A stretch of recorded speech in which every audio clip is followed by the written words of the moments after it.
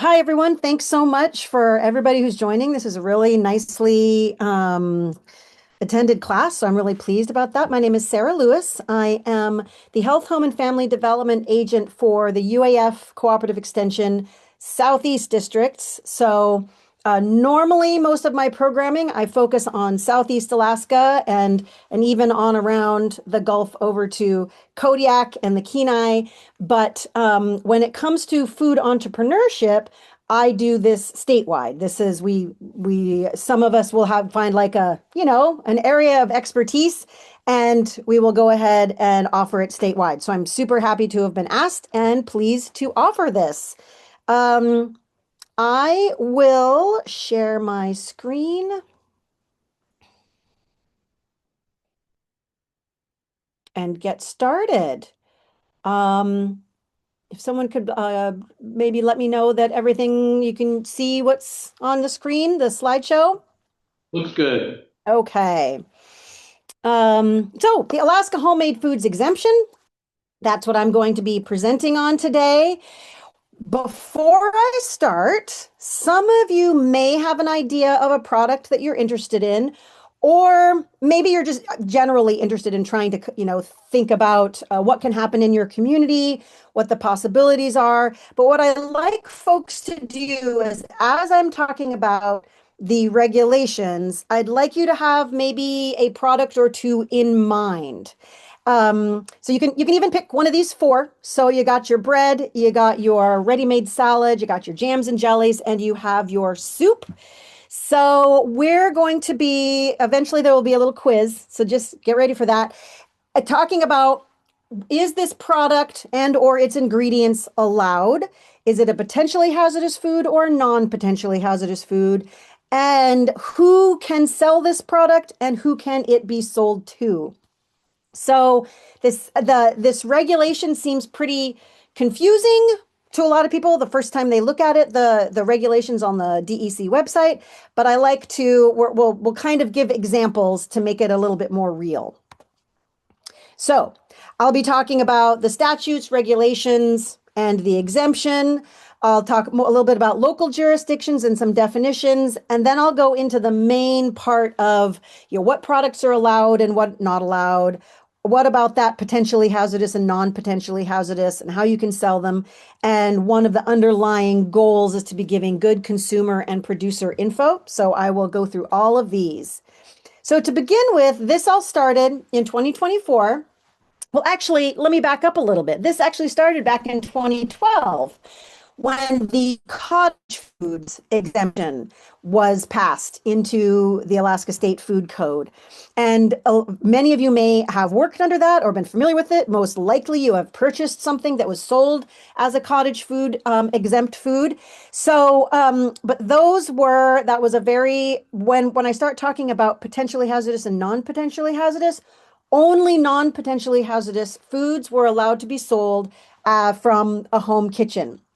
And so it was in 2024 that the cottage foods law was it was erased basically and completely overwritten by what we're calling the homemade foods exemption, just to differentiate the two, because the homemade foods exemption was is much broader. You'll see, if you're familiar with the cottage foods, you'll see why this is much broader. And so what happens is when the statute was enacted, it took about 6 months or so for the regulations to be drafted and published for that. And that's what the DEC did. So statute was done at the legislature, and the regulations were done at the department level, and it was all added to the food code, and things have been published. So some of you may have seen the pages online that DEC has. At the end, I will actually open those up so that you can see some of those. But that's how this happened. So within the last 18 months or so, there have actually been some changes in those regulations as the statutory intent has become clearer. There were some somewhat ambiguous areas in the statute that really that DEC needed to kind of talk with the administration and things like that to really dial in. But mostly things are pretty solid now. A lot of the questions have been answered, but every once in a while, people come up with, an interesting food product that causes us to go, huh, yeah, let's talk about that one. But so largely the regulations are pretty solid now. So the homemade food exemption, it describes how producers can make and sell food from a home kitchen or an uninspected leased kitchen. So it doesn't have to be your home kitchen, but it also doesn't have to be, if it's outside of your home, that doesn't have to be a certified kitchen. But it can be some other, a church kitchen or another community kitchen that you're leasing. And if you follow the exemption requirements, you are exempt from needing to get any DEC food safety permitting or have your kitchen inspected. So as long as you follow all the rules in the regulations, you are unregulated. That sounds funny. As long as you follow the regulations, you're unregulated. But that's generally how it actually kind of works.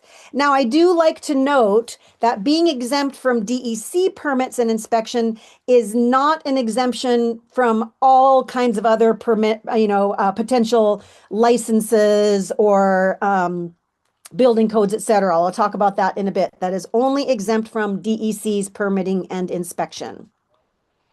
So local jurisdictions are in the statute are allowed to create their own homemade foods or cottage foods regulations, and those would supersede as long as they are, as equal to or more stringent than the state regulations.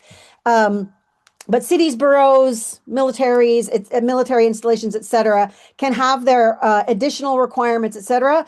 Right now, so it used to be that Anchorage, and I still, Anchorage used to, until just a couple months ago, have their own cottage foods regulations and actually a permit process associated with that, but they have repealed those.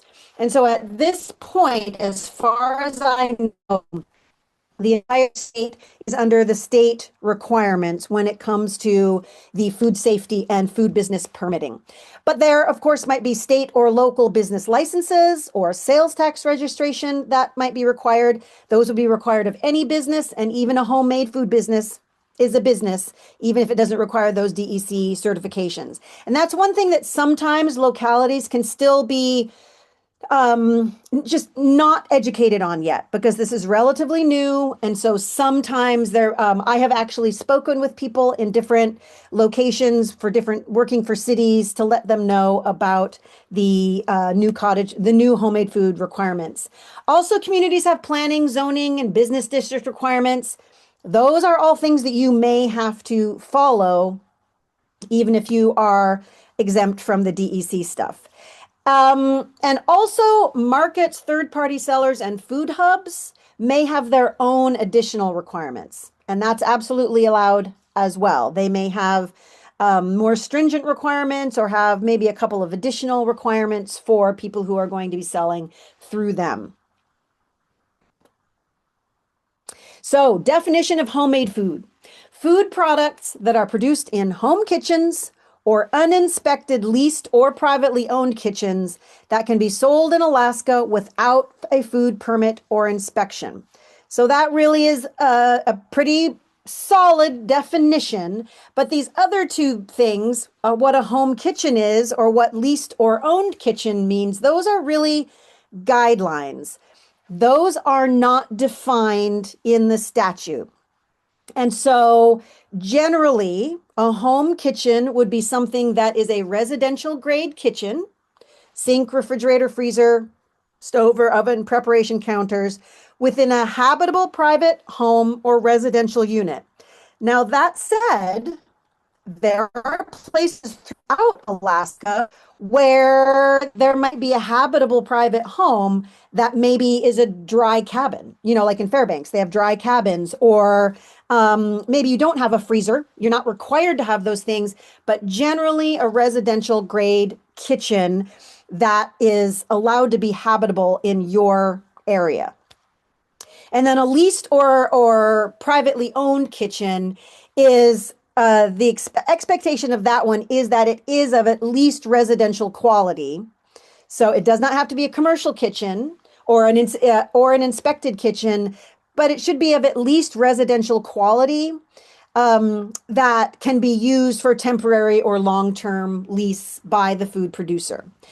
And one really important thing that was talked about when they were going through the regulation drafting process that the administration wanted to make clear is that homemade means something to consumers, and that was an intent. That was intended in the language of the statute that homemade really does mean something to people. And so when it comes to when producers are thinking about where they're going to be producing their food, there are places that really aren't, a market with no associated kitchen and all you're doing is preparing things on a barbecue with a folding table. That would not be considered homemade and that would not be considered a kitchen of almost any type. So that's where some of the dialing in and nuance happens when people start thinking about where they're going to be producing their food. It really, the intent is that it is done in a kitchen, not on the fly at, an outdoor location or things like that. Not that those are always ruled out because there might be kitchen facilities there, but in general, that's the intent. So from here on, I'm going to talk about the products that are allowed and not allowed, the levels of food safety and what that means, how you understand what the levels of food safety are, and why you need to know what the level of food safety is, because that moves us into selling methods. For example, can you sell online? Can you sell through a grocery store? Or do you have to sell direct sale? And then one really important part of this is informing the consumers about the producer and the product. And so there are some very, very simple and limited ways that are required for informing the consumer that I'll talk about. But there are also potentially ways that you as a producer might want to add to that. So we'll get to that a little bit later. So I like to actually start with what is not allowed, because to be honest, the products that are not allowed is a much shorter list than what is allowed. There's some very clear things that are not allowed as products or as ingredients in products. So any unpasteurized milk or products from that, none, you can't make a product or use unpasteurized dairy as an ingredient. You cannot use wild game or what are called non-amenable species. So you can see the long list here. Not all of these are things that we would consider wild game up here. So some of those are sort of in the non-amenable species list, but for various reasons having to do with other regulations, these are not allowed to be included in a homemade food. No seafood or shellfish of any type can be in a homemade food. And that actually includes seafood or shellfish that is being commercially produced and maybe commercially canned, even tuna that maybe isn't even an Alaskan fish. That is, so no seafood or shellfish. And I know that that is a really big category for Alaska, but there are some really good reasons for that, that if anybody has questions about that, we don't have a whole lot of time to go into it, but if you have questions about that, I'd be happy to answer those later. Oils rendered from game animal fat cannot be a product or an ingredient in a product for homemade food. And controlled substances, which should seem relatively logical. So no pot brownies, things like that, no psychoactive substances. Now, there is a little gray area around alcohol-based flavor extracts that are in small amounts. So that is something that folks are doing and has been approved, but it's still kind of up to the producer to make sure by talking to the alcohol office to make sure that like their small amount is small enough and things like that. But that is a possibility. And then food products that are allowed. So, like I mentioned in the cottage foods regulation, previously, only non-potentially hazardous foods were allowed. And I'll tell you what these two categories mean in a bit. But now, potentially hazardous foods are allowed through our homemade foods regulations. And so this can include products that include milk or milk products, as long as they are from an inspected commercial source, and cow, goat, sheep, and other domestic ruminants. But if it comes from a federally inspected, USDA inspected source, those are great. So you can see some examples: cheesecake, pumpkin pie, ice cream, etc. You can have meat or poultry in your homemade foods. The requirement is, though, that all meat or poultry must be produced under USDA inspection or under a USDA regulated exemption. So that can seem a little confusing to begin with, but the reality is that lamb, beef, pork, things like that, those will all need to be USDA inspected. But poultry is a little different. You can, of course, use USDA inspected poultry, but there is a USDA regulated exemption for people who have poultry farms with less than 1,000 birds. So that means that there might be someone in your community who has 20 birds or something, and they harvest 25 birds a year to sell to the community. Or maybe you have birds and you have less than 1,000 birds. Those would fall under the USDA exemption. And so those are actually allowed to be included as ingredients in a homemade food product. Processed fruits and vegetables. So this all different types. So this goes from, jams and jellies and such like that, to juices, to salads, veggie platters, salsas, etc. And eggs. Eggs are, even if they are both commercial or home flock, can be included in homemade foods or as a homemade food product itself, like a boiled egg, for example. But they need to be domesticated species only, no wild eggs, and either commercial or home flocks are acceptable. And then I often get questions like this pretty soon afterwards, like, what about selling this other thing? So the answer is that, spoiler alert, all of these things that I have listed here can be sold, but not under the homemade foods exemption. They are either under other jurisdiction or they are potentially not really regulated at all. So poultry and poultry products, so the bird and the raw bird parts and such, those can be sold under it's a slightly different regulation, but it is possible to do that.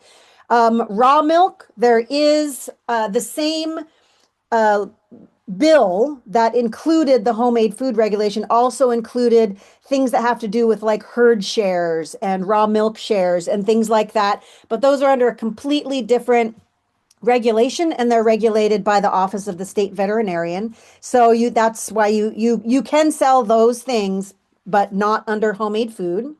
Raw honey, that really is largely there's already kind of an exemption for raw honey in the Alaska Food Code. And the only time that honey would become part of the homemade food regulations is if you flavor it, for example, or if you process it in some way, like to make it whipped honey or thing. If you're doing something to that honey, then you're starting to get into the homemade food regulation instead of the unregulated raw honey. Unprocessed fruits and vegetables already have exemptions.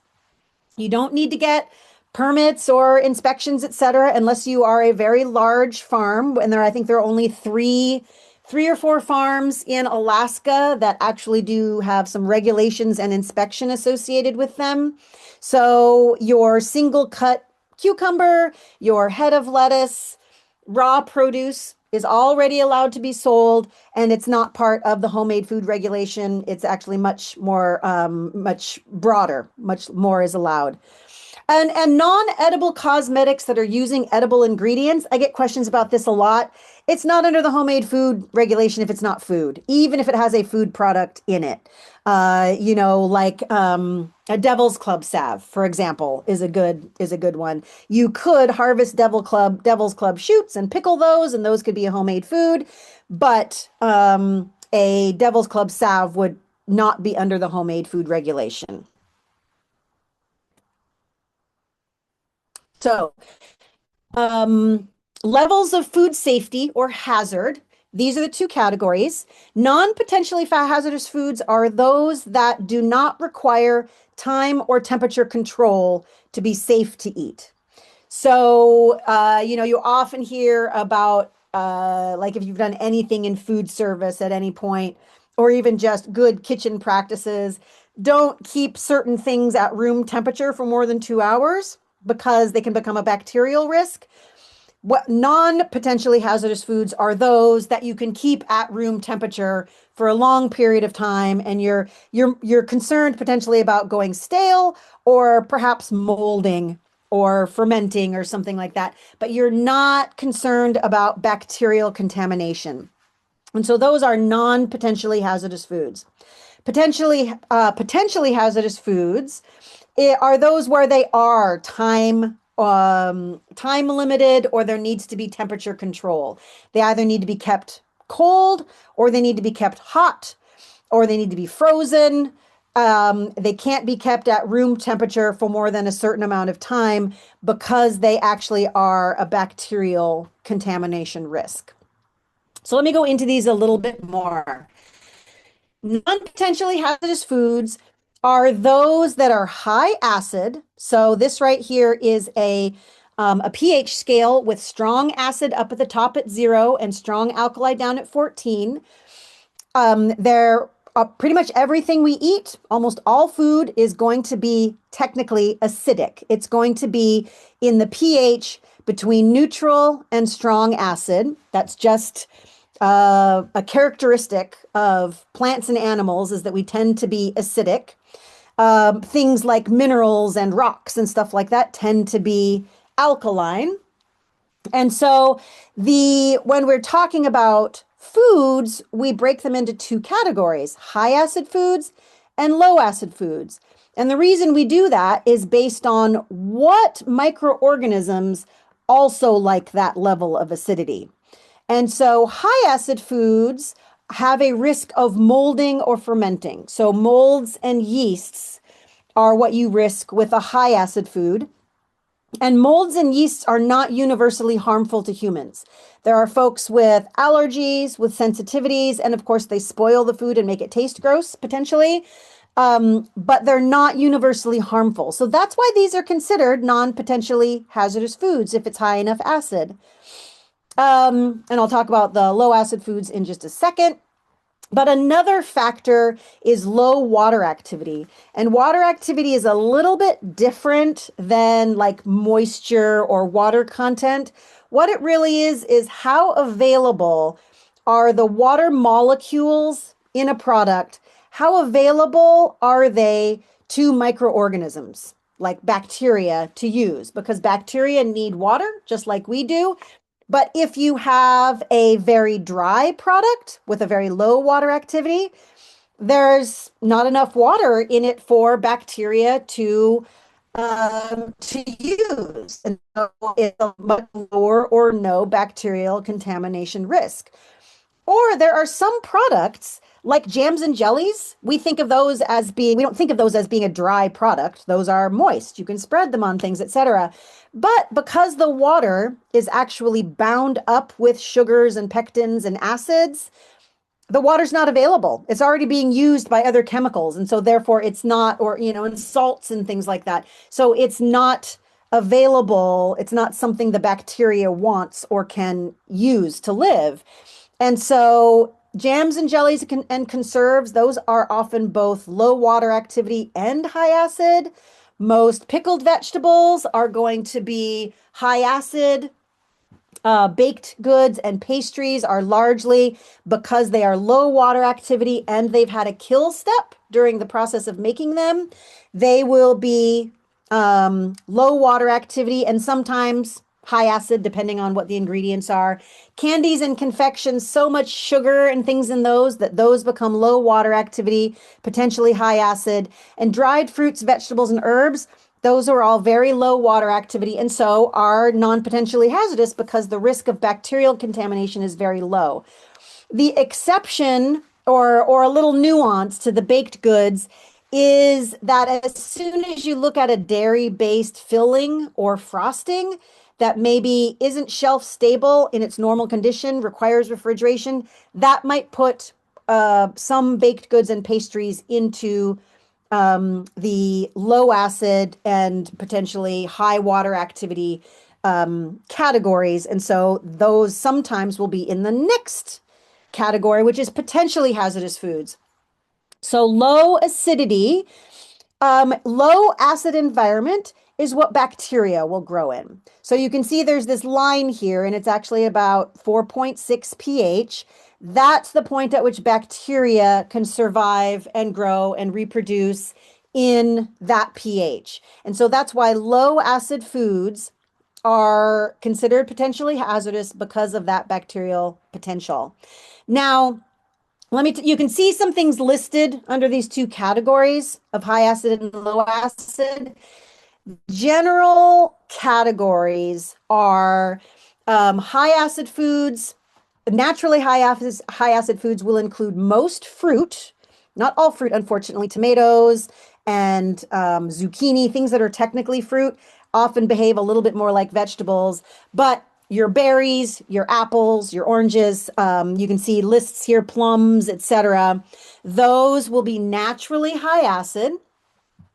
Tomatoes are naturally high acid, but they're super close to this line. So tomato products usually need to have a little bit of acid added to them to make sure they remain high acid.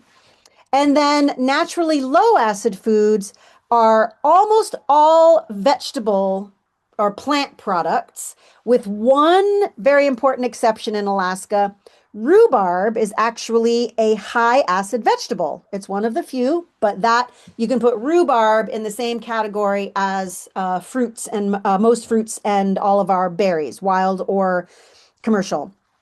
So all of the other vegetables, though, are naturally low acid, and all animal products of any type. And when I'm talking about vegetables and animal products, I'm talking about both land and sea or other water, so land and aquatic.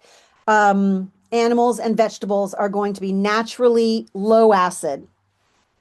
So then when it comes to water activity, high water activity products are, because of the potential water that's available and the fact you can look at these down here, these are all low acid foods that if they are not dehydrated enough can become a risk for first mold, which of course I've mentioned is not universally harmful, but once mold grows, it changes the pH, it changes the water activity, and they can come on up more quickly and easily to this bacteria risk level. And so milk products, and cheese are all potentially hazardous foods. Meat, poultry, or products using them. Vegetables, some fruits, like I mentioned, zucchini and cucumbers, those sort of summer squash are actually low acid, even though they are technically fruit. And then fruit juices, even though they are made with fruit, they have a lot of water in them. And water is neutral. So it's actually very low acid. It's like slightly even below acidity. It's right before you get into alkaline. But so even if you might have a high acid fruit that you're making a juice out of, there's so much water in it that it could actually bring it down into the low acid category. And since it's a juice, it's definitely high water activity. Okay, how do you determine the level of food safety hazard? So if it's a product like pickles, where you need to know for sure that it's a high enough acidity to be considered non-potentially hazardous, you can do digital pH meters. Those I recommend people buy if they're going to be doing multiple recipes, like maybe they're doing kelp pickles or kelp salsas, and they've got a bunch of different recipes. A pH meter, you can get those between $100 and $200, and they're great. They're specifically for pH of food and other liquids. So I recommend those. pH test strips are good to have. So often, like if you use a previously tested recipe, so all recipes that are offered by the Cooperative Extension or by the USDA as shelf stable will have been previously tested. But if there's a pickle recipe and you're using a previously tested recipe, but you tweak it a little bit, sometimes a pH test strip is a good idea to make sure that it's still well above that potentially hazardous range. And you can also send things into the state lab in Anchorage. It costs a bit of money and it can take a little bit of time depending on the time of year and how busy they are. But they're great. They have a whole one of their pages on their website talks about how you can do that. Water activity is a little bit different, unfortunately. It requires a very expensive little piece of equipment that most, thousands of dollars that people usually aren't not going to be able to have in their home. So if something you need to get tested for water activity to see if it's potentially hazardous, then you need to send it to the state lab in Anchorage for that. But another really good way is to actually use previously tested recipes. For example, I have a previously tested recipe for a buttercream frosting that if people are doing like cinnamon rolls and they want it to be a non-potentially hazardous baked good, I will give them that recipe. And if they follow that recipe, that's previously tested to know that it's got safe water activity levels. So there's a few things that you can find out there like that. But it is the food producer's responsibility to determine whether their product is non-potentially hazardous or potentially hazardous.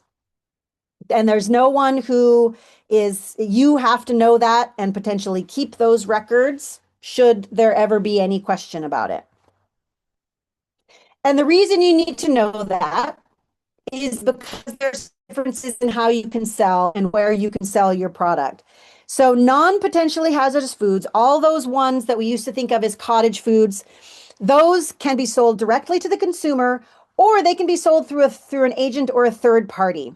I'll talk about that a little bit later. But you have to follow all of the homemade food regulation rules for it to be allowed to be an unpermitted homemade food. You can sell for all types of homemade food. You can sell it online and mail order if that's something that you can safely do with your product. But they can only be sold in Alaska. They can't be ordered by someone down south and you mail it to them. They can only be sold within Alaska. And there's no limit on how much you can sell. There's no limit on how much you can make. That's awesome. That's a big change from the previous cottage foods. So the big difference for potentially hazardous foods is that it's direct to consumer by the producer only. So there's really very limited options for any kind of third party. Pretty much the person who's selling it has to be the person or one of the people who made that product. Both need to be displayed separate from inspected foods. So that's especially if you're doing third party. So I'll talk about that. But again, online mail order, etc. All those other things are the same. So the big difference is non-potentially hazardous foods, you can sell direct to consumer or you can sell through a third party. Potentially hazardous foods, only direct to consumer. So sales through an agent or a third party, again, for non-potentially hazardous foods only. And one thing that can get very confusing when you're reading the regulations is it will use these phrases, wholesale, retail, and consignment. Those terms only mean something for a retail inspected commerce business. Homemade foods are not an inspected business. And so what we call them in the homemade foods world is a business arrangement. Yes, it might look like wholesale, it might look like retail, and it might actually be consignment.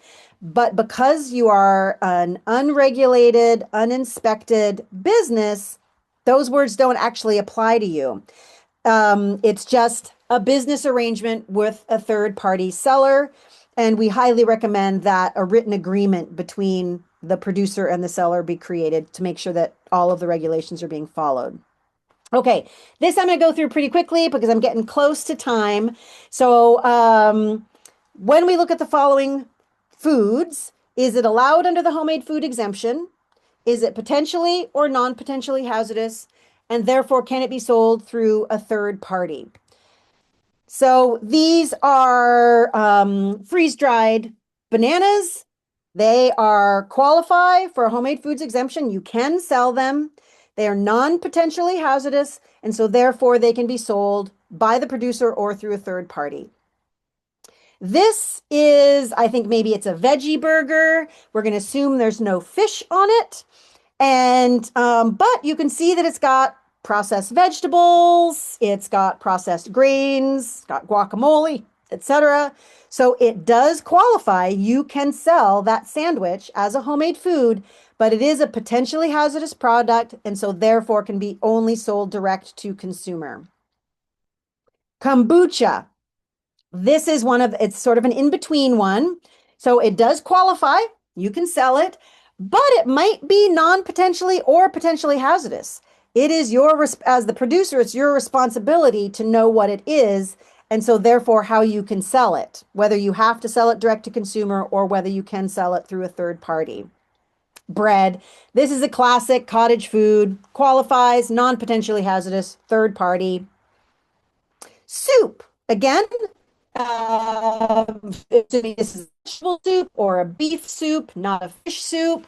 This is because it is processed vegetables and it's got meat products in it.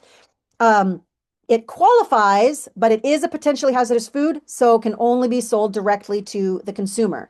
Now, you can sell soup, for example. This is a good example of something that can be sold in different forms, if you will. So you can sell it fresh, hot, from the cauldron to the folks. You can make it ahead, have it refrigerated, and sell it within the next couple of days.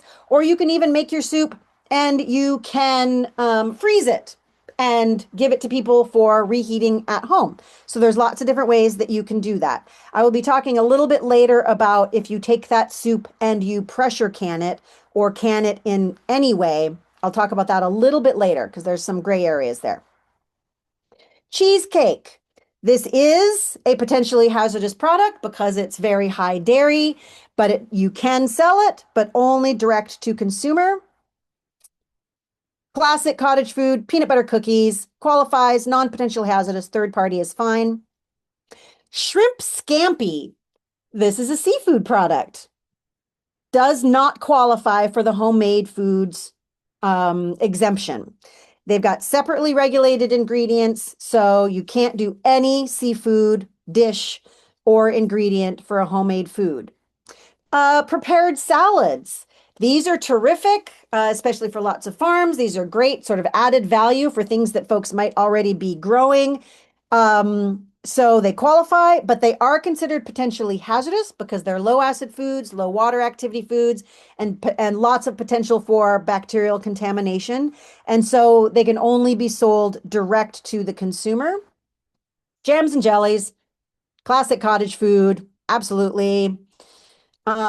This is the bonus gray area one. So as soon as you put a low acid food into a low oxygen environment, which is what we do when we can, whether it's water bath canning or pressure canning, if it's a low acid food, there is a very specific additional risk. Botulism is the risk. So currently, home canned foods, low acid home canned foods, like you see here, green beans or that soup I showed previously, it currently does qualify for the exemption.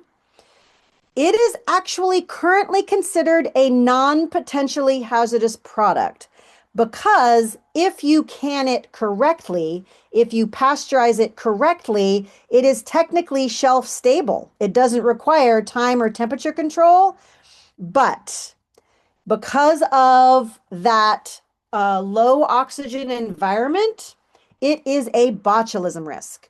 So anybody that I talk to who is thinking about selling home canned low acid foods, I give them all kinds of warnings and talk about liability insurance. Botulism poisoning is rare, but when it happens, it typically happens in big batches and it is very dangerous. It's a neurotoxin. So, unlike some of the standard bacteria that we're worried about in general kitchens like E. coli, salmonella, but which make gastrointestinal distress and even more severe illness. But botulism, just like paralytic shellfish poisoning, is one you need to be super careful about. There is actually a bill in the legislature right now to disqualify low acid foods in low oxygen packaging from homemade foods entirely. It has not passed. And so this is still allowed, but be super duper careful with this. So then you get into consumer information. One of the goals is that the consumer has as much information as they need to make their decision about whether to buy a homemade food. So you can't, like if you are selling your jam through a local grocery store, that jam has to be separate from the commercial jam that is being sold in that grocery store. There also needs to be signage associated with that jam. And there's some specific signage that's online. I'll show you one in a second. And it also must, if it's packaged individually, then it needs to have a label with specific information on it that I'll talk about in a second. Here's an example of the signage that that should be near where you're either at your market or near like a shelf where your non-potentially hazardous foods are being sold by a third party. So you can see that this is the stuff that is required to be included on that signage. And a lot of this is actually required to be on the labels as well. I'll talk about that in a second. Unpackaged food, you need that sign like this to inform the consumer and contact information. And that's whether it is you selling it at your stand or if you're selling your food through a third party. Producer's name, that could be the business name. Current address, that can be a P.O. box if you don't want people to have your home address. Telephone number and your state business license number. And then you need to have that language about it not being subject to state inspection and that there might be allergens, etc. Packaged food needs to have a label as well, even if there's the sign. If it's packaged to be taken home to eat elsewhere, you need to have this specific statement on it. And again, name, address, phone number, business license number. And I typically just recommend that you just go back to basically what is here. You just don't have to have that exemption notice or anything. It would be your product name, the information, and then the contact information. So, best practices in risk management. These are things that are not required by the homemade food regulation, but they're a really good idea. Keep a formulation or recipe available on file at your house for each product. You want to include ingredients, how it was produced, and allergens in your formulation or recipe. And it's a good idea, though not required, to put an ingredients list and or a list of allergens on the label. I just recently, so I get lots and lots of questions from folks, and sometimes I get questions from consumers who saw a product at a market and they're like, they did not have an ingredients list on their product. That can't be right. And the reality is they are not required to, but a lot of consumers really like it, right? And so it's a good idea to do that. If you are going to be selling your non-potentially hazardous food through a third party, it's a very good idea to have a formal agreement because there are actually rules that the third party has to follow as well. And so if they don't follow those rules, suddenly your food is no longer in compliance, even if it's out of your hands. So having an agreement so everybody's clear what happens to your food when it's in their hands.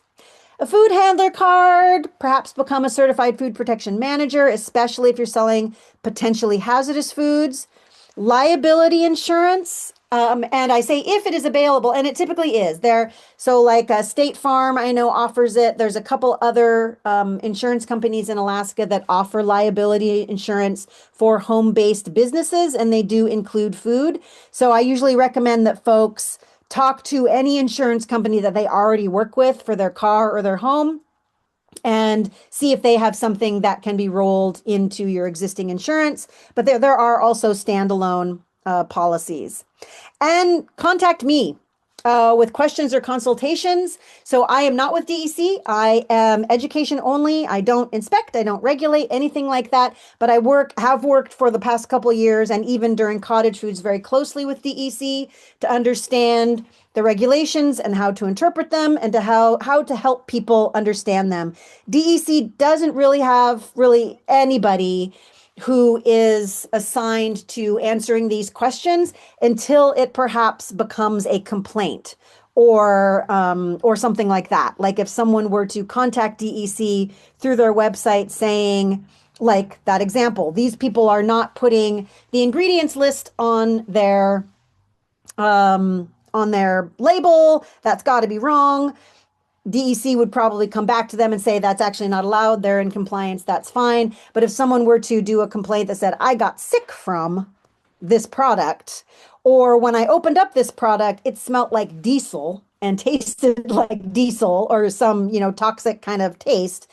Those are the kinds of thing that even though this is an unregulated and uninspected group of businesses, if there's a complaint like that, they are open to being investigated. So that's why it's good to have your formulation or recipe on file, because someone who complains, your product might not have made them sick at all. It might just have been the most recent thing they had. And if DEC comes to you and they see that your formulation is a non-potentially hazardous food, for example, they know to look elsewhere, most likely. And then here are resources, the DEC website. I will actually open that in just a quick second. Information for getting to Cooperative Extension. I think I might have a little more information for you to get to me specifically in a second.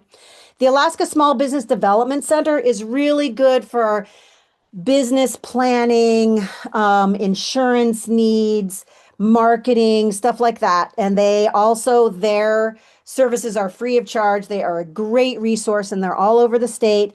And then the Alaska Manufacturing Association, they can help folks who are getting ready to scale up, like maybe you're doing a freeze drying of bananas, for example, and it's been going so well that you're ready to actually buy a big commercial freeze dryer.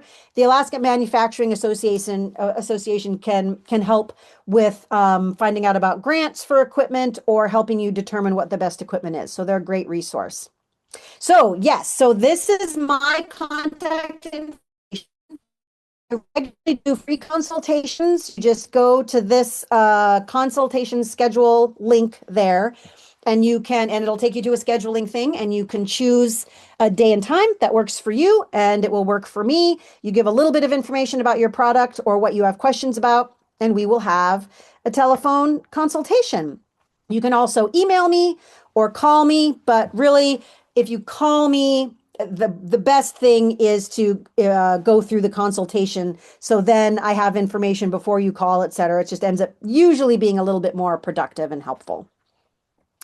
That is it. I will go up to the chat and see what questions folks had. What if the wild game was processed in a commercial facility? I believe that won't count. So like if you're talking about taking your wild game to the local place where they turn it into sausage, that is not USDA inspected. The kitchen that it's made in might be DEC inspected, but the product that it came from is not USDA inspected. So no wild game is in any form is allowed to be in a homemade food. You can absolutely forage. Yep. Wild vegetables, plant parts, seaweed, kelp, all of those are great. So I'm super glad that you asked that question. And you can turn them into a salad if you wanted to, or freeze dry them, or pickle them, or turn them into, spruce tip caramels or something like that. Those are delicious, by the way. That's a good idea for someone. And the only thing that you need to be aware of on that is that there are regulations associated with where you harvest your wild edibles from if they're going to be for commercial use. So, state land actually does require you do a permit process if you're going to be harvesting things for commercial use. Other than that, you need to know if it's private property and talk with them, if it's city property, tribe property, etc., federal property. They all have potentially different requirements or regulations associated with commercial harvest from their lands that you need to might get permits for or might not be allowed at all. Um, and oh, do you need a food worker's card to sell homemade food? No, you don't. There are no requirements for education or knowledge or anything. It really is very much it's up to the producer to give the consumer the information they need to be making an informed choice to purchase that food, that unregulated food from you. There you have it. Whew! I know there's no time for questions, but I'm happy to stay longer for questions if there are folks who have them.